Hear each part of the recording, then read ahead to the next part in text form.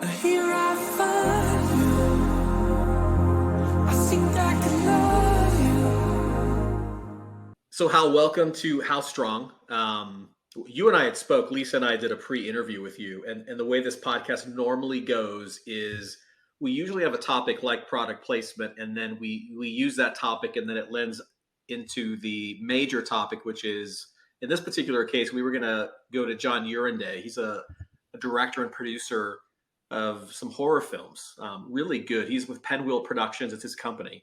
And we were going to segue product placement into that movie scene. It was interesting, to say the least. I had no idea product placement. I've done it when I was at Lexus, and we had done a lot of stuff with movie production and TV production, and I didn't know how complicated it was. It's really a science, much like marketing. A lot of people think marketing is magic. It's actually a lot of data. Lisa's a researcher. She knows the amount of data that goes into marketing research. But I wanted to give everybody an overview of how you and I met. So I actually worked for a company, which I won't name, and I worked with a product placement company, which I won't name. And they actually got me involved. I was like, we really want to amplify the product. And we have a marketing calendar where we'd like to have these milestones. And a year from now, 6 months from now, have our product bleed out into the community through product placement. And he presented to me a boxer who I was thrilled at the time. I liked his name a long time ago, and he was coming back. And I did some research, and like, he absolutely wants to be part of this product and the launch. And I said, well, give me a few days and I'll let you know. And then I go online and then read that the guy was convicted of rape. And I called the product placement. I'm like, are you out of your mind? Why on earth would I touch this guy? He's like, well, it's he was convicted, but it was settled out of court. And I'm like, that doesn't matter. That doesn't go away with settled out of court. And I'm going to get fired if this comes out. And I said, absolutely not. And at that moment, I understood that not all product placement companies are the same. And you have someone who's completely vested in your product and understands your brand and understands the impact of the wrong people with your brand. And then there's people who just need to fill a hole for that particular person, and they're just trying to be an ends to a means. And then I got Hal, and Hal's your grinder. The guy's everywhere. I think I told you the last thing I did was a Fast X. Got the DeLorean Alpha 5, which was my product at the time, into Fast X, and I had known a lot of people over at NBC Universal, and it wasn't difficult to get in. Mm-hmm. And the only person who sends me a picture back of the car that I put in there was Hal. Hal's on set at Fast X, and I'm like, you got to be kidding me. This guy's everywhere. And then we started to talk to Hal about what it is to be product placement, and he just blew my mind with how intricate it was. And is that the right perception, though? Are you the guy that gets products into movies and television? So I'd like to think we do a lot more. And while product placement certainly is the buzzword and the one that people respond to the most, it's actually kind of like a catch-all term, because you say product placement, to us and others in the industry, it can mean several different things. And then we have even, more specific terms for each of the things we're doing. So we talk mostly about branded entertainment or entertainment marketing as a whole. It is truly, my personal and now as an agency owner belief that the best way to market to your consumers is both in and around the content that they like. So with that as our North Star, product placement does play a major part of the types of things that we do, but it also can involve product integration, promotions, partnerships, working with celebrities. But to what you said earlier, what we do is really no different than any agency whose goal is to act as if they're an extension of that company and have always its best interests at heart in everything that we do. So if you're not, waking up every day thinking about what can I do to help build my client's business, it doesn't matter if you do product placement, experiential, creative, media, PR, doesn't matter, right? You got to start with taking care of your client always having their needs and goals at the heart of everything you're doing. So I think that's something that we all can agree, right? It's across every business. That's where it's got to be. And you did that, for Mercedes, because I know I when we first got to talking about product placement and the strategy that we had, I told you I was a huge Ray Donovan fan, and I was telling Lisa when I was in San Jose, California, I was working for a startup, and I was alone. My family was in LA. I was there for a year by myself, and I started watching Ray Donovan, and it consumed me. And it consumed me where I was almost acting as if I was him at this startup, and you had to have that confidence. And I was by myself, and I was looking at him like, that's an amazing character. And then he had this Mercedes, and I'm like, I think it was the CLS 550. I'm not sure. Yeah. But I'm like, I need this Mercedes CLS 550. And it's so strange how it worked out. I was so involved with this show, and what I didn't know, and you'll probably explain to me. So I did some research since we talked last. What I didn't know is that Ray Donovan as a series requires product placement. Then I went one layer down, and I think I sent it to you. I didn't understand that each character has product placement surrounding them that the show isn't really involved with as a whole. So you could have product placement for Ray Donovan, but Ray has his own product placement around him. So his was Mercedes, his was Omega watches. He had his own product placement as a character, and I didn't know that that's how far it went. So each character has their own product placement itself. Is that right? Yeah. So in every film or TV show, the idea is building out a world. And the more you develop those things, the more fully formed the characters can be, the stories are. So the writers often will start by writing what they think the character would wear, drive, do, right? And they'll put that in there. And then they come together as a team of writers and solidify that. It works its way down to the below the line production between the costume designers and the prop masters. And they're all putting together stuff based on what they're reading. And that becomes an opportunity for people like us to talk to the transportation coordinators, the prop masters, the costume designers, to pitch our clients and explain how we think it fits the characters that they're trying to be a part of. And it becomes oftentimes a really nice collaboration. So you mentioned our time with Mercedes, helping from the agency side run their entertainment marketing business is the highlight of my career. It enabled me to go out on my own, giving the confidence, the relationships, and also, the coolest things that I've done really started there. But there's so much nuance that goes into doing simple things like, how did Ray Donovan end up driving a Mercedes versus any other vehicle that's out there? And it goes to our ability to, know what our clients are looking for opportunities that we think will help transform their business. And it could be something as small as an upcoming TV show that started as a pilot that had a good cast, but you just didn't know where it was going to go, to really building into a much bigger thing. And what you said by watching the show, you liked Ray Donovan, you started emulating him in your daily life. So what you're saying is confirming the psychological studies that have been done when it relates to product placement, which is when you see something on TV or on screen with characters that you like, you just are inherently thinking better of those products, what they wear, what they drive, what they consume, and you increase your likelihood of wanting to purchase it. It is really that simple. These are actual facts that that back these findings.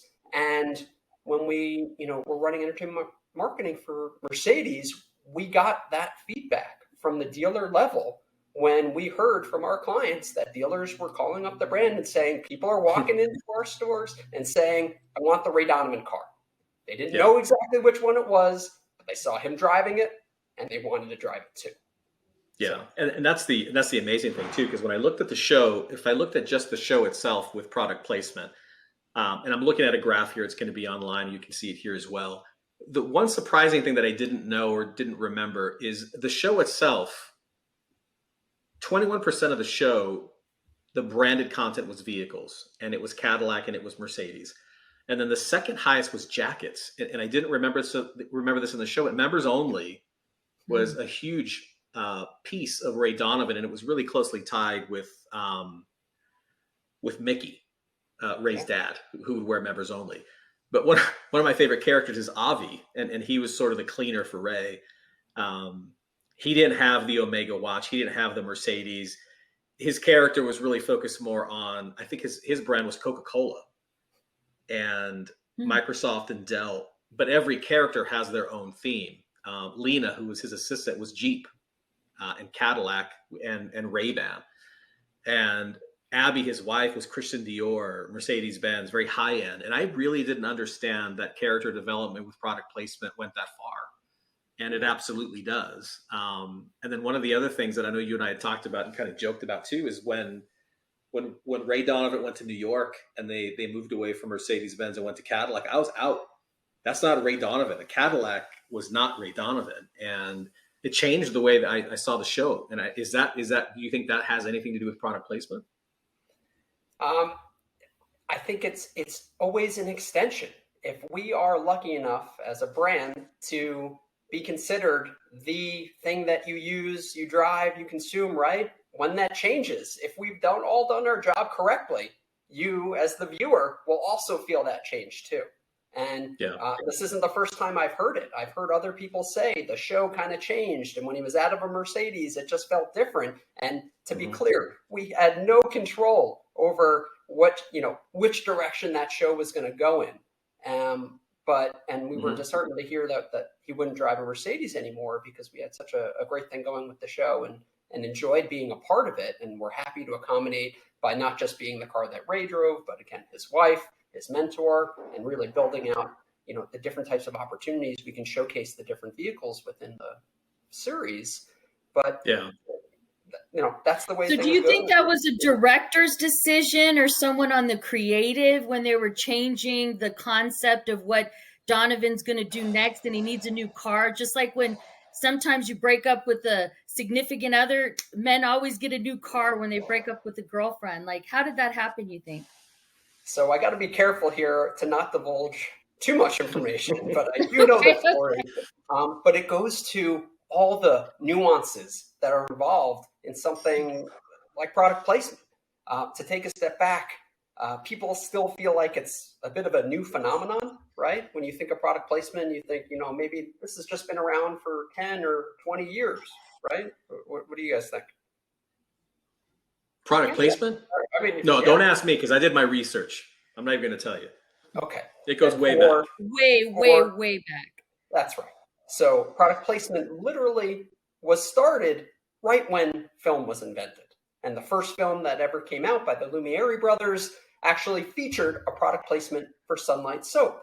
So we're going way back to 1896, right? And it just so happened that the company that was distributing that film also distributed the Lever Brothers soap, and product placement really born. And it has kind of continued throughout all different types of entertainment medium, whether it be radio, TV shows, and whatever into the future. We can talk about YouTube and everything else. So it's been around forever, right? So going back to this specific opportunity, there are different ways to get involved. When you also hear stats about product placement, you hear it's a multi-billion-dollar industry, but what most people get wrong is that the majority of product placement is actually done for free. Absolutely free. It is a barter. We have these vehicles. We're interested in lending it for you to use during your production in exchange for, not doing anything negative, going by these, rules that we're, abiding by the law, right? And other things that as a brand we cannot allow to happen. And it's an exchange of value because they then don't have to go find cars, rent them, pay that money. It decreases the production budget of a TV show or film. And that's where the majority of these deals work out. Now, there is still a small, but very big part of the industry in which we are talking about integration deals where you're paying a certain amount of money to guarantee a certain amount of exposure, right? that's not what this Ray Donovan opportunity was. It was part of a very concerted effort by our team to go out and help transform the brand to make it younger, cooler, hipper, right at a time where they were redoing all their vehicles, coming out with new ones, and providing vehicles for the $30,000 entry level and up audience. So expanding the Mercedes-Benz audience like they've never done before. They were previously known as the old white man's car, and they knew to grow as a brand they had to get cooler, hipper, more diverse, and younger. So this show was part of a really concerted effort to try and be a part of it. And we got this opportunity, as I mentioned earlier, it was just a pilot. And a pilot is almost like your test show that you create. And if lucky enough, gets aired, and based on the success, either before airing or after, gets determined if it goes to series. So at the time, we knew Liev Schreiber was this guy, Ray Donovan, and had a pretty good cast surrounding him. We absolutely said we like this, and we suggested an S-Class. That's the type of car that he should drive without a doubt. And they said, no, we want the CLS. So we accommodated, and the show went to series and ended up being this huge phenomenon. And as the seasons went on, we really grew with the show, providing other vehicles for other characters, updating the car ever so slightly every year. So it still felt like the same car most seasons, but other times the newer model to coincide with what the brand had available for sale. And as the show became such a massive success, other brands started coming in, talking to the producers, asking how they can buy their way on the show. And without divulging too much, I'll say, that's kind of where, unfortunately, we did not continue throughout the run of the show, which we would have loved to have done. But again, loved our experience with everyone on that show. Yeah. And knowing you though, because you had told me when I was working for another car company, Hal's interesting because you think if you have one car, you're okay. Hal's like, how many cars do you have? I'm like, 6. He's like, we have to have more cars than that, because the way Hal works is at any moment, and you can obviously butt in, at any moment, Hal has these contacts that need something, and we need to get to that person, this car right away. Whatever that thing is, he has to have it. And then what made it even worse for Hal is there's certain colors, right? If this is a car, I think we had the opposite of everything Hal wanted. I think he wanted. Like, please try no white. Like, got a lot of white cars. I was like, oh boy, that's not going to look Yeah, so he's really good about doing that and making sure that the product is going to get displayed correctly, what kind of colors we needed. Really interesting meeting Hal, because Hal was much different than the other product placement companies I had. But so the question I have for you though, when you said about Mercedes-Benz, I work in the startup world now, so I help a lot of startup companies. A lot of startup companies don't have the reach. I'm not saying I know everyone, but if I need to get something in, I can. But these startup companies who don't necessarily know how to do that, where do they go? How do they get their products into a movie if they're really relatively unknown at this point? That is the beauty, right, of being an agency. And the idea is hopefully to work with companies like us, because you have that conduit to advocate for you, introduce you to the entertainment community, and do free deals or very small fee deals, or if they have some good retail distribution, it becomes a really powerful opportunity to stand out at retail if you can align with a big IP, a big TV show or a film, right? All of a sudden you are, rolling with the big guys if you're the startup brand who can say, I got the Minions, right? Or, you name it, right? So there's a lot of different ways to work on it. And as I mentioned, the majority of these product placement deals are done on the barter and for free. So the cost to entry, right, is actually lower than most people think. But I'd like to go back to your last comment for a second, because I think this is an important point that can be used across business. And the way in which, we tried to build a strategy, for you and working off of what we did for Mercedes comes from understanding the pain points of the brand, pain points of the production, pain points of the brand, pain points of getting it into retail or, breaking through in media, right? And what we saw is there's a lot of quick turnarounds in TV more than film, but many times the director wants to see what that car looks like, and he's in town and he wants to see it right away. Well, how quickly can you get it on set? And if you can beat out a competitor, that becomes an opportunity. Or just really leveraging your relationships. Another thing that universally across the board, which is what we hang our hats on, is building relationships that last, that's based upon trust and doing right by people. So again, people I've spoken to or met even in my very early career in the mailroom of a talent agency, I'm still talking to today because relationships are paramount. So all this stuff kind of comes back to, building the right strategy and knowing where you can win, using those pain points. Well, I know that production needs a car right away. If we can deliver it, we could probably beat out all the other guys, right? Mm-hmm. Yeah, well, I can go even one step further about the relationship side. I think if you're a startup company and you've got a great product, you can't go on LinkedIn and try and get someone from NBC Universal. They are just not going to contact you. If you do it, it may be luck, but if you're in the industry a while and you start to know these people, they'll call you. I'd say the biggest advantage of knowing you and your company is that for an early startup company that has a product that wants to get on a movie or a TV set, they're really leveraging your reputation. And you really have to have a really good relationship with that company to say, hey, they're brand new, they're going to be around here for a while, and it's you going in and saying, hey, I'm Hal, you know who I am, can you do this? I think that's the biggest advantage of having someone like you go in there and do that, because if you're new and you say, hey, I want to be in Fast X, well, good luck. You're not going to go in there cold. It is a spider web of channels within an NBC or a Netflix. But having you there, I think, is amazing. One of the other things that we talked about that you blew my mind on, and I didn't think about it, and I spent so much time after our conversation going online and just trying to figure out this is a thing. Mm-hmm. I didn't understand how difficult it is to get product placement. And I don't say difficult, but I don't really notice it as much in horror films as I do in other types of genres of movies. Mm-hmm. And I went online and I said, okay, well, that was an interesting thing. Horror movies and product placement. I'm thinking hammers, chainsaws,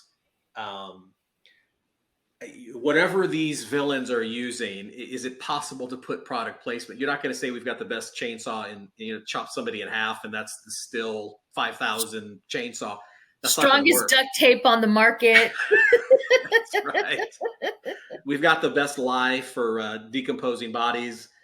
But then I did my research, and I'm hoping that you're going to tell me I'm on the right path. So I checked out product placement in The Shining.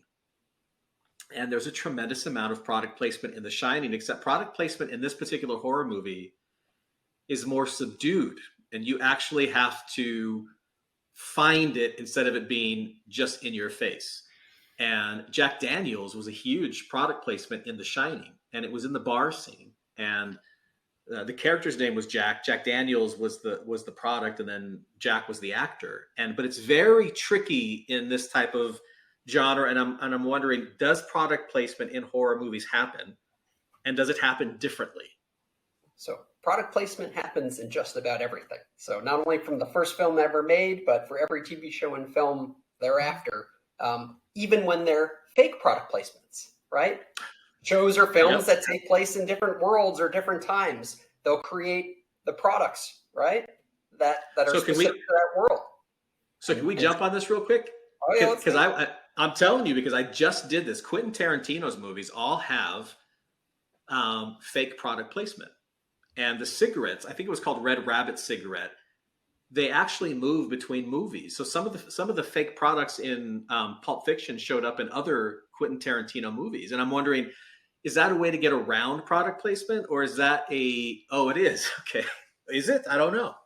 So going back to the horror condiment, it's not just horror, but R-rated material and stuff where traditionally most brands being conservative do not want to be involved in when they're drugs being used or dealt, or murder type of horror elements type of happening. Often political type of stuff is also a very specific red line that the brands want to stay away from. So when those themes get brought into the show or the film, typically brands say, no, thank you, which creates an opportunity for them to have some fun and create their own brands. And people really get into it and create these brands and take them through everything they're doing. Because typically, if you're showing a brand in your show or film, you have to go and get that brand to clear it, to okay that it's being used, right? And in those specific type of potentially defamatory or thematically unpleasant, scenes, brands don't want to be involved in it. So that's where you see people, you'll blur it, you'll Greek it out, you'll change the name. And, for the brilliant minds in the prop making and prop master, communities, they'll create specific props based on anything you need. They'll create new branding to put on bottles, right, of beer and stuff like that. So within the industry, it's a very well-known, thing. If you can't get someone to clear it, you can't get it for free, or you don't want to pay for it, right? How do you go to a prop house where the amazing places in the heart here of Hollywood in the Valley where you can go and rent out all sorts of crazy stuff, right? So yeah, horror. I'm really glad. Yeah. I'm really glad you said that. I think with horror, though, hopefully it's slowly starting to change, because horror is such a bankable box office entity right now, as the box office continues to kind of struggle to come back to pre-pandemic levels. Horror maintains a bright spot, within the industry. And people don't realize it, that most horror films actually skew slightly more female than male, when oftentimes you would think it's mostly a young male-based audience. Well, it's not. And with all these horror films doing so well at the box office, Megan being a smash hit, and the second one already being, greenlit and hopefully in production soon, based on if the strike, hopefully, gets resolved, right? There's so many opportunities. Blumhouse being, the biggest horror genre, company and owning kind of that landscape. They're doing so many great things along with Atomic Monster, which is James Wan's company. And they're talking actually about tying up and partnering up together to be like the one-stop shop for everything horror. So it's doing so well in the box office. Brands really can't wait much longer. How do you not capitalize on this opportunity? It's a captive audience, which is also why product placement is so great in movies. Is you're not supposed to be on your phone. I know that's a huge point of contention now. But when we're sitting at home, we're watching something, we're on our phone, maybe our computer. There's a lot going on there. Kids are asking questions, but you're held captive typically in that theater environment. So what you are getting, not only from the big screen and just this amazing experience, that product placement layer also has a factor, right? It's going to come through even more, on the big screen when you're just looking at the theater, your phone's in your pocket or whatever, right? So, I'm hopeful that brands are going to kind of come around on this opportunity. Now, obviously, I'm not advocating, to be a part of the killing aspect of it. But again, it's not all of that. There are people driving cars, consuming products, going from place to place. There still are lots of great opportunities for brands to get involved. Well, we talked about this too. I'm gonna lose my train of thought because that's just who I am. So I want to go back to one thing before I go to the next thing. So Stranger Things, is that considered horror? So it's almost like this newer genre where it's sci-fi with horror elements. But because I noticed there, when we talk about, the next question is going to be period pieces. So Stranger Things is a period piece. It's in the 80s. And Coca-Cola did something really interesting in season 4, which is that it was season 4, I believe. Coca-Cola released a vintage can to the public in the same way it was presented in season 4 of Stranger Things. Now, that's a fantastic way to have people buy this can, which is a retro can, just because it was in Stranger Things. And it wouldn't have happened any other time unless Stranger Things was involved. And I thought that's a really good way to take product placement out of a movie and then having you want to buy that can. Absolutely. The next one, and you can go back to these questions any way you want. I was really interested. Everything I say about Hal, Lisa, is because when we had that hour and a half with him, literally, and he has taught this, right, Hal? You've taught this professionally. So when he speaks, I was blown away. I would have taken his class if this were in an institution where I could actually go and take this class. Mhm. But when we talked about horror movies, we then switched over into villains. So Jason from Friday the 13th is a villain. Yes. But so is everyone in the James Bond movie who's not James Bond. So there is a difference between villain, and you can be a villain in James Bond and have a Mercedes, a Rolex watch, Tom Ford suit, and that could be fantastic product placement.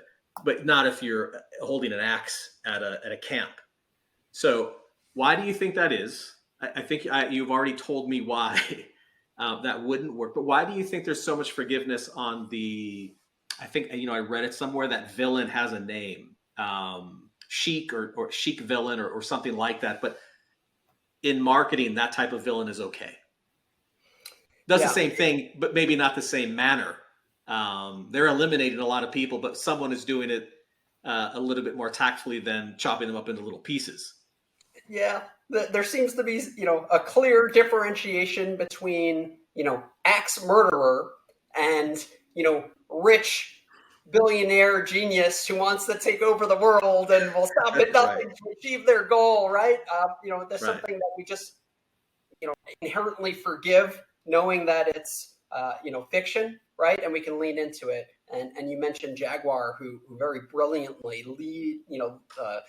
really went and jumped into that opportunity, by doing a whole campaign saying, we're the car for villains. And that comes from, finding where's the white space, right? If all these car companies are doing massive promotions with, Marvel with Audi and what we did with, Mercedes and Justice League or Jurassic World, right? You got to find your white space. And they looked at it and said, let's find these British, villains. We're an inherently British company. Like that's something we can lean in on. And they did it beautifully.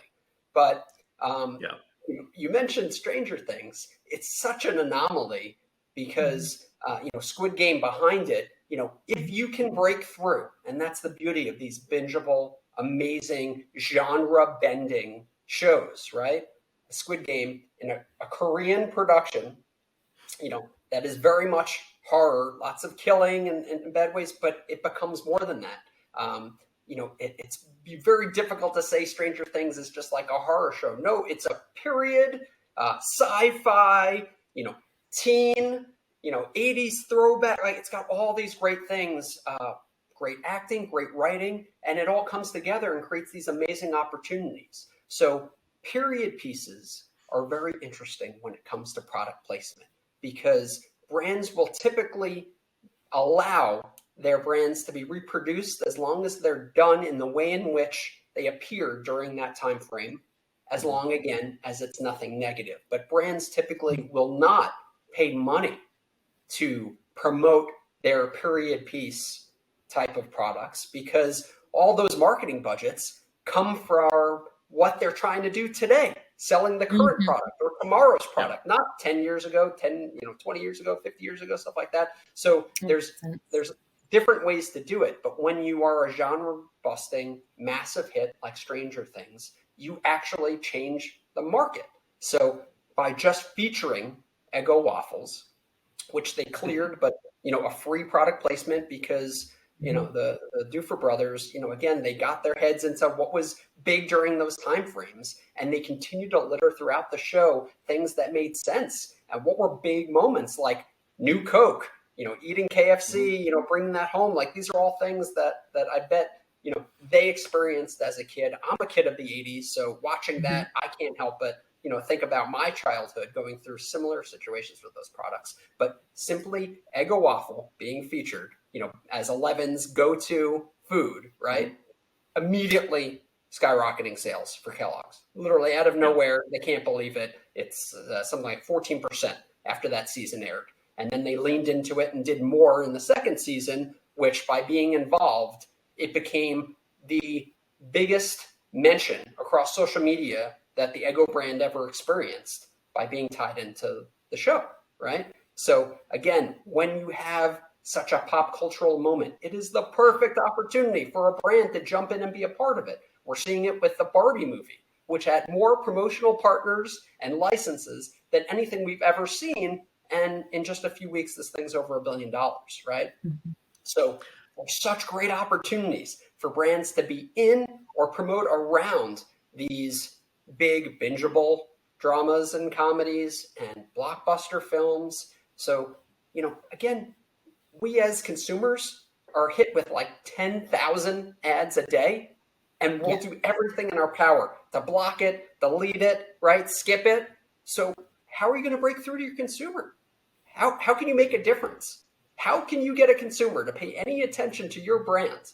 Well, entertainment is just like, it's sitting right there. It's something we're going to look to do when the workday's over and the kids are put to sleep. I want to veg out. I want to watch a TV show. Let's put on a movie. Let's go out on a date night, usually involving a movie, right? So all these great opportunities and all the data we see coming back is if you create an ad that uses a upcoming film or TV show to communicate your message, the engagement, the skip through, like the brand love, the brand consideration, all the positive attributes from doing this partnership is going to skyrocket. And we've seen it time and time again with all of our clients. So it's not just a product placement. It can be a brilliant viral video campaign. It can be an interesting limited edition product at retail, or it can be an advertising campaign.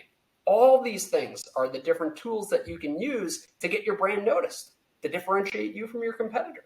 And it's so much easier to do than people think. Yeah. Hal, do you think, so when we watch, I just saw the stat earlier, 75% of people skip commercials now. They don't even see it. The advent of product placement, it's been around forever, but do you see an increase in product placement because people are skipping these commercials? I mean, that's the only way they're going to see a cereal now or a new Coke or something else. Is that right? Yeah, that is absolutely it. So with limited options, we see the skipping of TV commercials out of control. Like, how else can you get through to the consumer? Well, I need to do sponsorships. I need to do product placement. All these things are available. So the interest is at an all-time high. And, up until very recently, again, with this double strike, it's so, the top of our minds here. There's never been more content available and opportunities to put your brands into. Yeah. And the other product placement that I was doing a while ago that I still believe is important. I don't think a lot of people still do it. This isn't free to my understanding because I had to pay for it. But if I couldn't be at F1, I couldn't be at any of these races globally, I could go into gaming and I could have my brand on the track while the car runs by. I could be at a PGA video game and have my banner in the back. I'm there virtually. That is not free. That is where we would need a Hal to say, hey, I've got this video game I want to be in. Can you get me there? That's correct, right? Yeah, that's absolutely correct. And I love the video game because if you have any PGA video game, you're going to get an older demographic. Any racing video game, you're going to get a different kind of demographic. If it's a child's game, I don't know that that's where we're at, but that may not be the company that I'm endorsing on that particular video game. But video games, I think, are a great place. I understand that. What I don't understand is the metaverse and the Web3 space and how you can. When I look at Ray Donovan, I had this visceral reaction to the character and to who he was, and there was an aura about it, and I wanted to, like you said, emulate that. I would have bought an Omega watch. I would have got a Mercedes. I love the attitude. In the metaverse, you're asking a brand to somehow transcend into a different space and have the same type of result. And I spoke at the Web3 Expo last year, and I don't understand how brands can get into this space and come away with the same type of reaction. Do you see anything different, or am I missing something, or are there brands that should be in there or that shouldn't be in there? So what we've seen in just the last 2 years is from the NFT craze to the metaverse as a whole to now everyone like it never happened and moving over to AI. But the truth is all these three things are going to have a place to play in brands' futures and absolutely the consumer's future, because they all have their place. So what Web3 at its core, at least I believe, allows us to do is take the things that we do in everyday life and bring a digital element into them.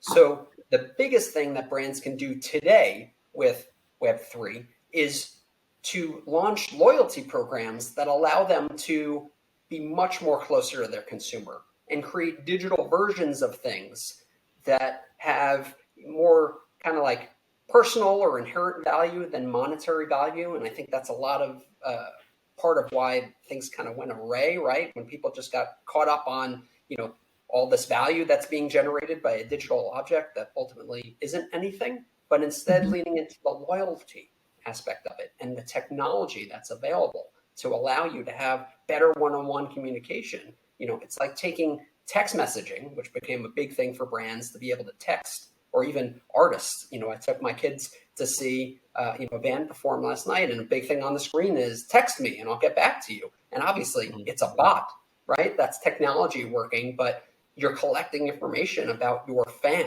right? And you're able to tell how old you are, what songs you like, and that is immediately transferable to a brand.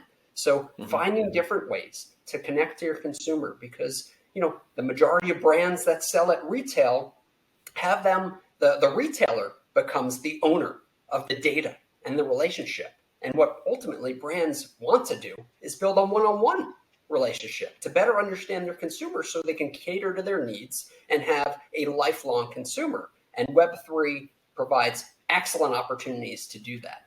But, I'll stop you there. Well, no, I just, we're all part of this marketing world, and a big thing for me, and it's always been, is the experiential side. I might just be too old. That might be it. But I think the experiential side of interacting with a product, touching it and feeling it and hearing it, there's this visceralness with products that you can't get. And I can give you a really good example. I'll show a picture of it here, but I have a Cambridge audio system. I can have that on in the Web3 space and some metaverse, but the tactileness of turning the knob and feeling the click, you understand more about the product viscerally by touching it and hearing it and having somewhat of an emotional experience with the actual product. That's where I differ, where I don't think I don't think I can go on the metaverse and experience the same thing without truly understanding what this thing feels like to turn it on and to touch the steel. That's more of a broad. Go ahead. Okay. Yes, but if you were watching a virtual or even live performance from the seat of your home computer, or even with a headset on, watching your favorite artist perform live or as an avatar, what have you, both options are available, right? And they have completely branded it that from the speakers is that same Cambridge audio device. You are going to think, that's an interesting partnership. Why are they there? Clearly it has to do something with the quality of sound that's coming through, or when you're listening to how good that artist sounds live and it's coming through those branded speakers, right? You're going to think better of that brand. And an easy case could be made that that's a good sponsorship opportunity for them. So it's interesting. It's interesting you say that, because I actually came with a counter marketing plan last year for a company I was working at, and it was called Live Your City. So I'll give you that same scenario. I work for Cambridge Audio. I don't, but let's just say that I do. I want you to experience not my system. I don't want you to experience touching it. What I want you to experience is the music. So what I'm going to do as Cambridge is I want you to live your city. And I did this at the Web3 Expo, and everyone just opened their eyes. And I'm not saying I'm a great speaker, but in that particular instance, I was.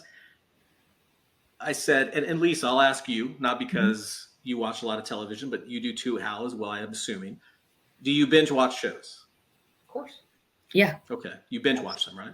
And I asked the same question to a group of people that were in this Web3 space. I said, and I'll ask you, Lisa. Lisa, would you binge watch your own life? Yes, I would. Okay. I'm very different, though. Okay. I know, but that's my campaign, which is, do you really want to binge watch me sitting on my couch listening to virtual music? No, but I would binge watch Lisa getting a cab, running down Manhattan Boulevard, going into a club and watching a band in there. So what I did is I started giving tickets out to people and say, hey, live your city. We're going to set you up at a restaurant you can't normally get into. They're going to have the Cambridge audio system there in the club. I want you to experience this. I want you to go there. And there's only 4 tickets available. So hundreds of people would go to this one location and video their experience getting to the club, but only 4 people get in. But the people who didn't get in got to live that journey to this particular place, and they got off their couch and they experienced it. And I'm not saying I'm right or wrong, Hal.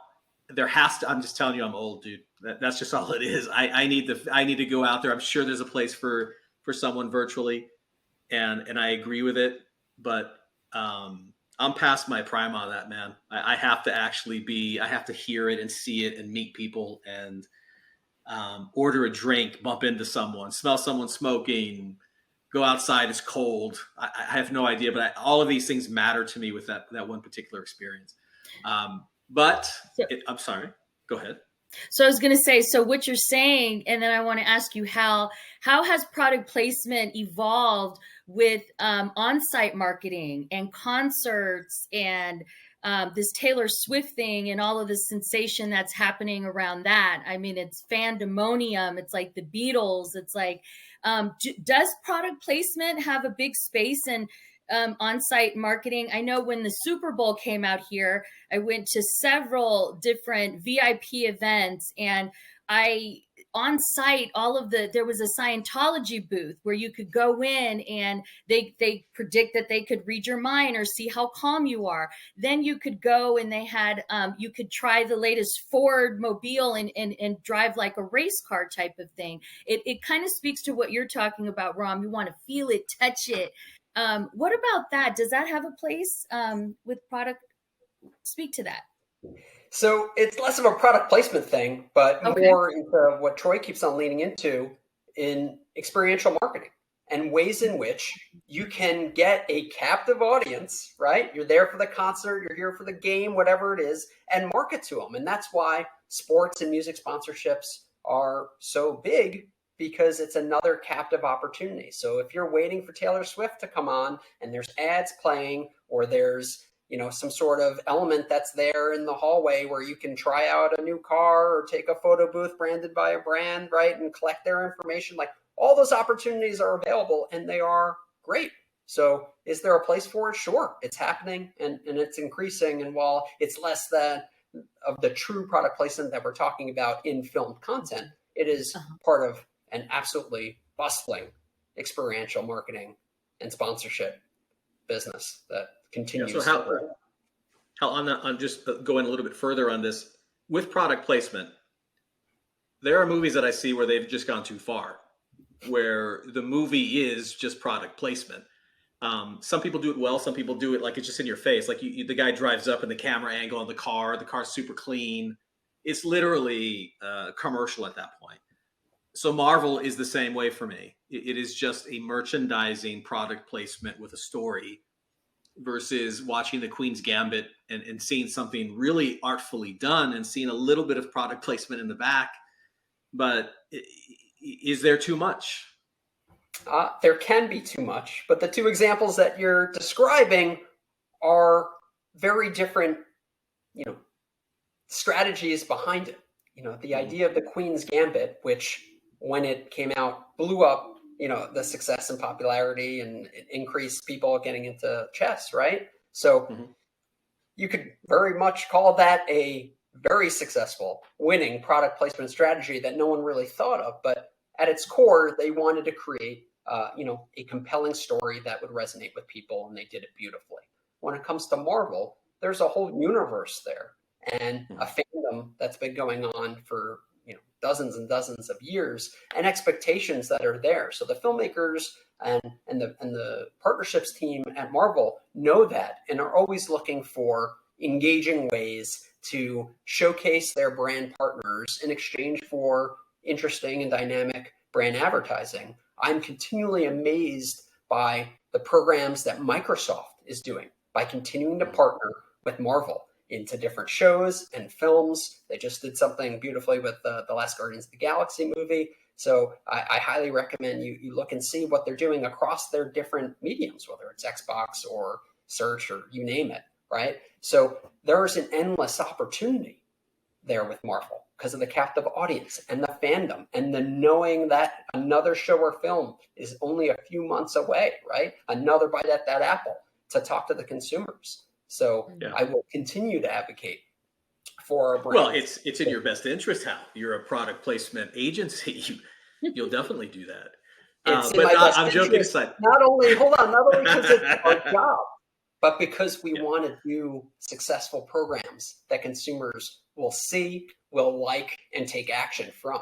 And even, the dwindling, so to say, love of everything superhero, even with that coming down to earth a little bit, it's still a far better opportunity to partner with a Marvel or a DC film or any big blockbuster than just going it your own way and advertising to a consumer who doesn't want to receive your advertising, right? And will do everything they can to block it or skip it. Yeah. So what's been the best product placement you've seen? Best product placements ever? I'm not saying it's like saying what's your favorite movie. Yeah. But in your mind, just in your mind, what has the biggest impact on you from a product placement side from you watching movies or television? Anything that pops out to you? You already know mine. My mind's easy.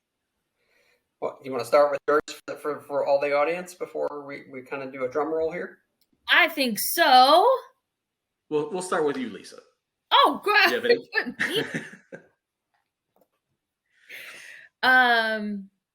Wow. Putting me on the spot. What's my favorite movie? Not movie, but is there a product that you've seen in a movie that you're like, that resonated with you after you saw the movie, you had to have the product? Yeah, somewhat. I remember watching a really old movie back in the day called Woman on Top, that had Penelope Cruz, and she was a woman who loved to cook, and she used these unique pans that were like cast iron, and they were colorful and they were gorgeous. And I went out that week high and low searching so I could get those pans because I wanted to be just like her. Okay. Okay. And she had a convertible too, so that didn't hurt. Yeah, mine was a Nicolas Cage movie. It was a Christmas movie. I'm trying to think of the name of it now. It should be profound to me. When I watched the movie,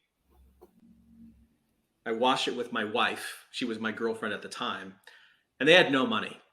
And in the movie, he orders a 1982 Chateau, what was it called? Chateau Lafite Rothschild.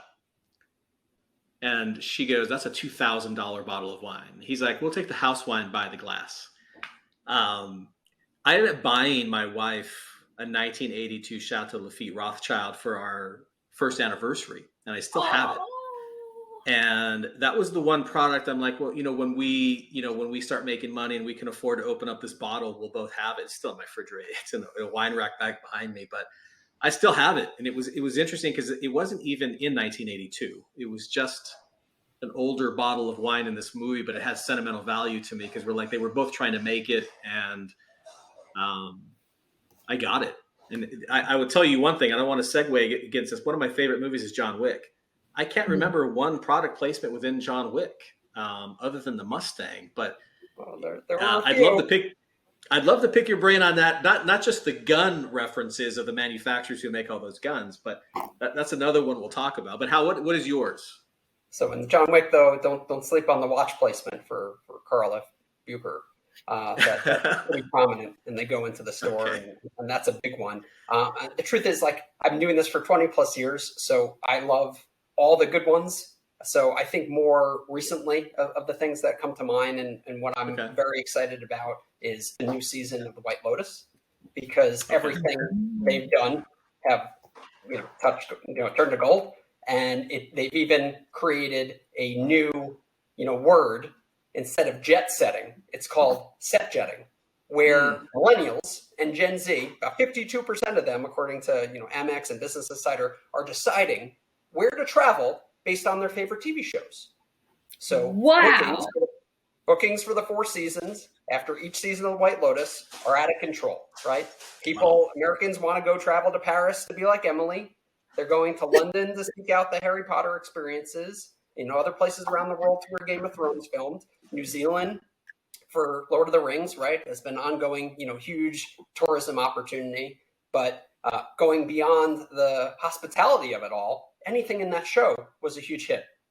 Aperol Spritz, featured on season 2, sales through the roof. They're sitting there on Vespas, all of a sudden, spike in sales. So I love that. But if I had to say, my favorite, overall brand entertainment, product placement, promotional opportunities, there are 2 that still ring true for me to this day. One you will have to have known, and one you probably didn't remember, and I'll be excited to retell you. First one is what Dodge did for the Durango with Anchorman 2. Now, they were not in the film, but they worked very closely with Will Ferrell and Adam McKay, who directed it. And they didn't create one TV commercial. They didn't think, let's do 2 or 3.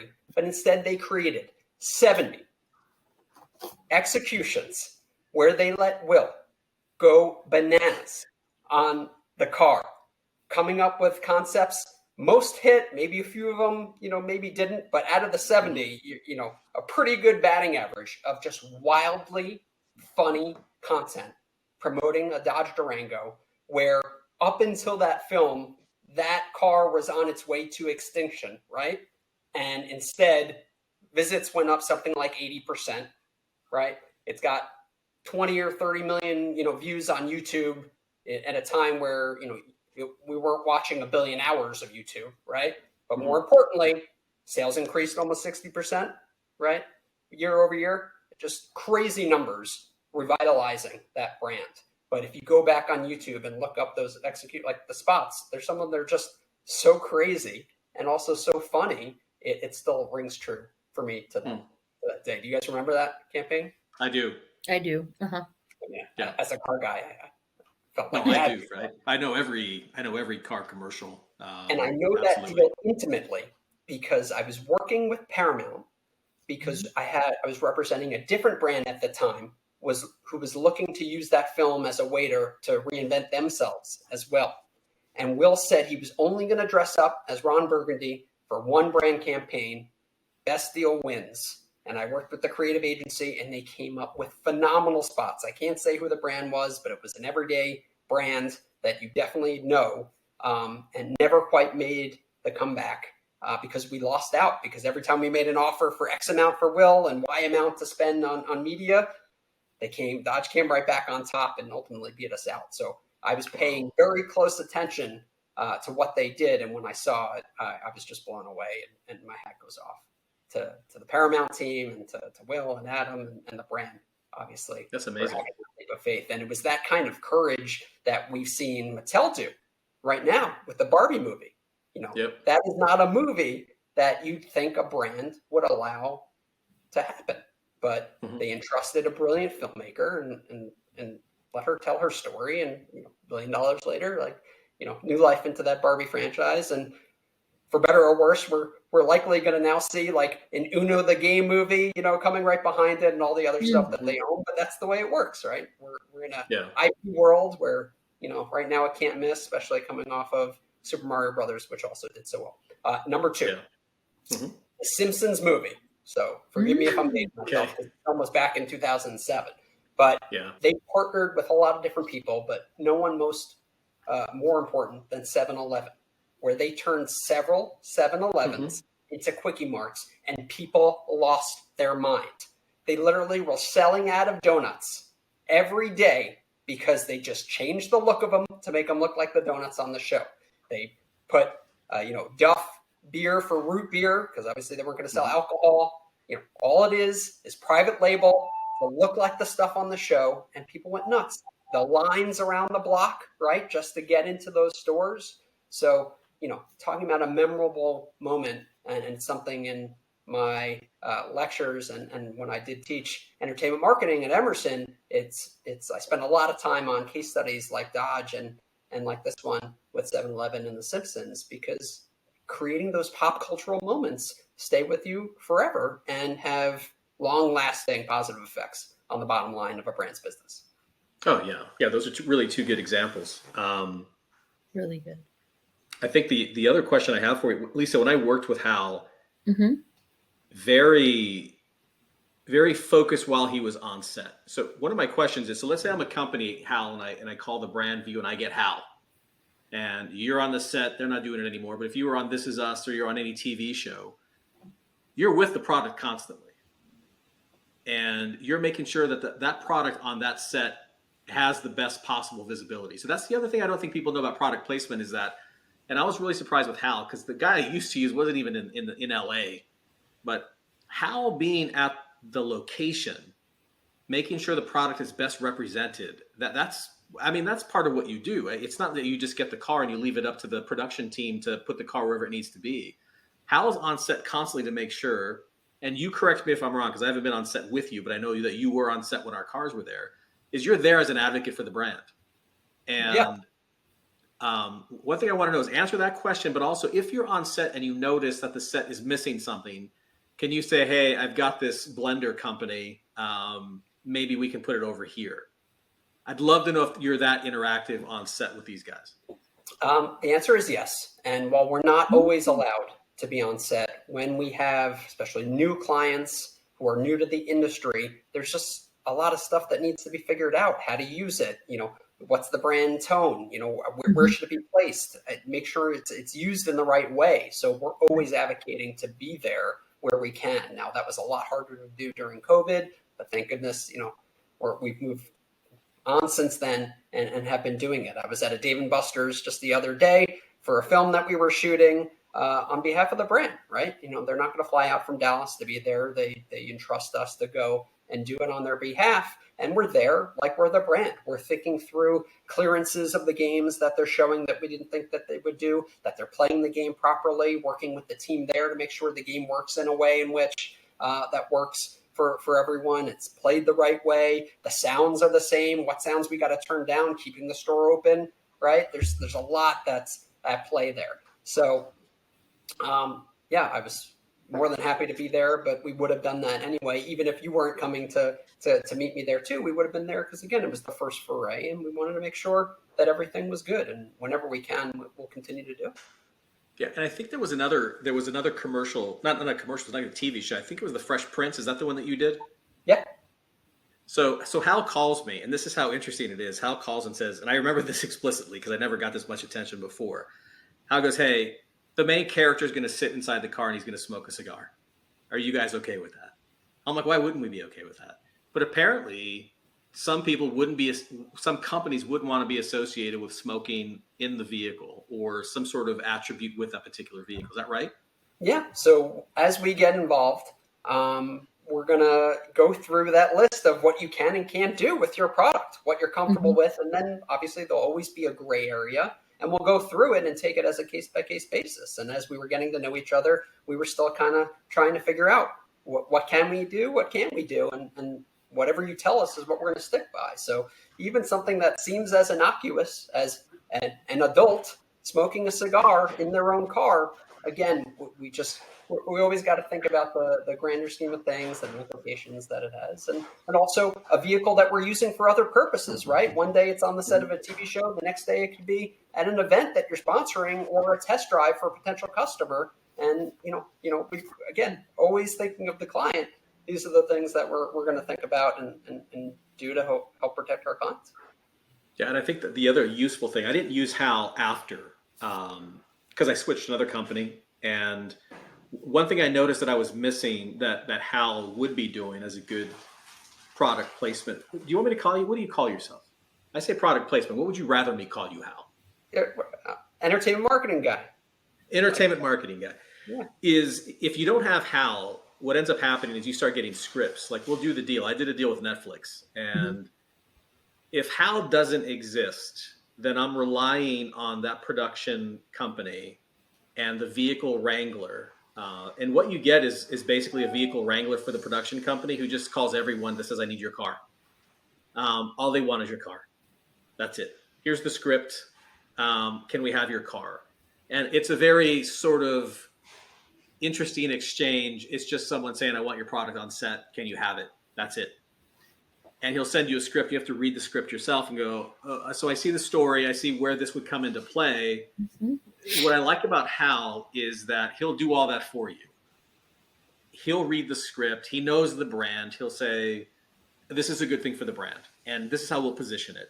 And if there's something I don't like about my product, Hal will say, don't shoot this particular side, or he'll be able to be on set to make sure that isn't exposed. That's the difference between doing it by yourself or having Hal do it for you. So I thought that was really interesting. There's a lot. Like you have to read the script to understand. So someone gets killed in the car. So is someone going to run somebody over? Is the bad guy going to run over in the crosswalk nuns and school children? Yeah, that's going to happen. Okay, why didn't you tell me that? So then when the movie comes out, you know, there's bodies all over our car, or they blow it up, and we don't know that until later. But that's the fun part. But go on. Yeah. So you were lucky in that you got a full script, because oftentimes you'll just get the scene. Well, what happens before the scene? What happens after the scene? What is this character? Who are they? You know, what's going on in their life in that moment in time, before and after, and thinking about it more holistically. And the best, or at least most recent best example I can think of, was on the Sex and the City, you know, latest version, when they brought Mr. Big back, and they were featuring him on a Peloton bike, and they had a Peloton instructor in there, and they thought, what a great placement. And then the guy had a heart attack and died. Well, guess what? Their stock tanked as soon as that thing aired, because no one had the realization that when you get that scene, you just accept it as fact and think, oh, great, I just got the pages where he's going to be on a Peloton. But what happens before and what happens after? And if they only asked those two questions, let alone the bevy of questions that we would have asked, right, before we got involved in that, were we involved in it?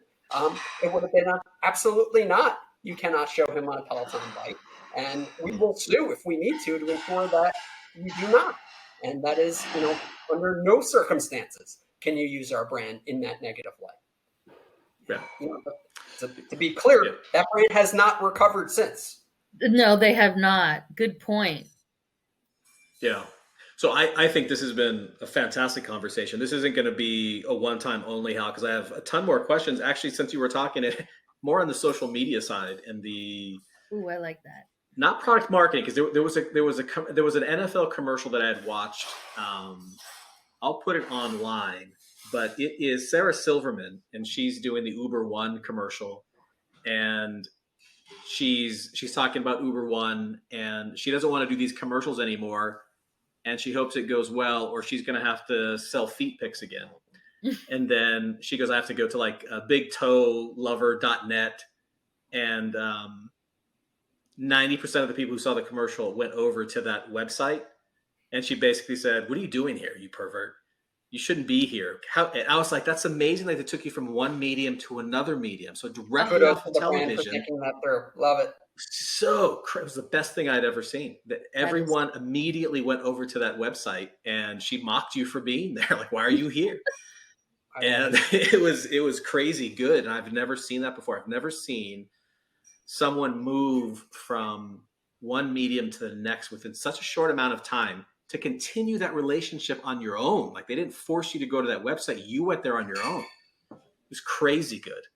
But I think we'll have Hal back 100 times just to talk about product placement and marketing in general. Because we just touched just the tip of the iceberg with Hal, I think. And I wish we recorded the hour and a half sort of setup call, right? Because that was really when you got a good reaction from us, just blowing our minds on how sophisticated product planning or product placement is. It's more than anyone thinks it is, and it's more important than you think it should be. And it absolutely is one of those things that's important. And what got me, and we'll talk about it again, I love talking about the villains and how they're placed in these product placement sides. And some villains are accepted and some villains are not. And there's plenty of villains wearing Rolex watches, counting down when that building's going to explode, and that seems to be okay. And only a few brands can afford to work with Daniel Craig, right? Only a few okay. brands are going to work with Bond, but the villain's available. The villain's ready to play, right?